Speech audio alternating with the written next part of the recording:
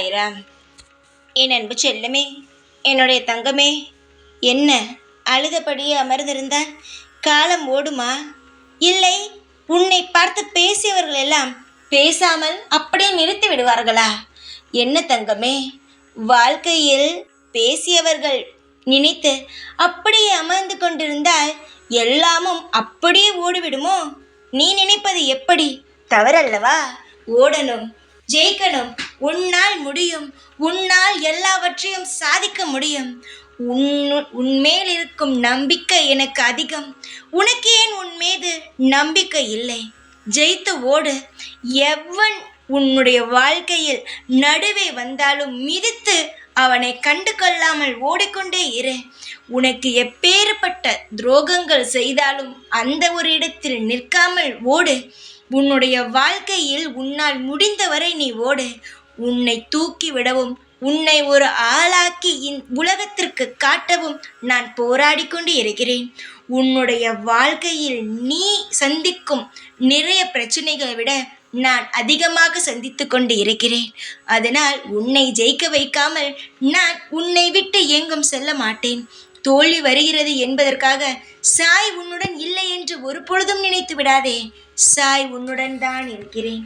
எவ்வளவு பிரச்சனைகளை வந்தாலும் அதை நினைத்து வருத்தப்படாமல், எவன் எதை சொன்னாலும் அதை ஒரு பொருட்டாக எடுத்துக்கொள்ளாமல் ஓடு. ஓடினால் ஜெயிக்கலாம். ஏனென்றால் நடுவில் வந்தால்தான் மிதித்துவிட்டு ஓடி விடுவோமே. அதனால் எவனும் உன்னுடைய வாழ்க்கைக்குள் வர முடியாது. நான் ஓய மாட்டேன்.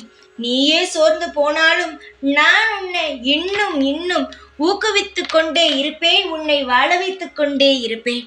புரிகிறதா?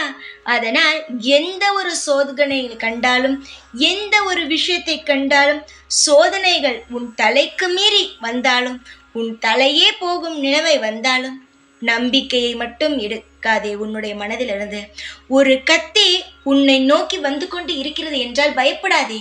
ஏன், உன் கிட்ட வந்து அந்த ஒரு நிமிடத்தில் கீழே கூட அந்த கத்தி விழுந்து உன் வாழ்க்கையை காப்பாற்றலாம். அதனால் எப்பேற்பட்ட விஷயமாக இருந்தாலும் போராடு. வாழ்க்கையில் உன்னை யாரும் அடக்க முடியாது.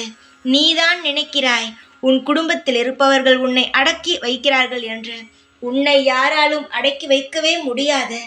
உன்னுடைய திறமையும் உன்னுடைய தைரியமும் தன்னம்பிக்கையும் இன்னும் அதிகமாக உன்னை வேகப்படுத்தும்.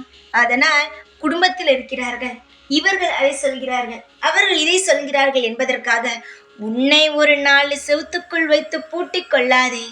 அனைத்திலும் இருந்து வெளியே வா.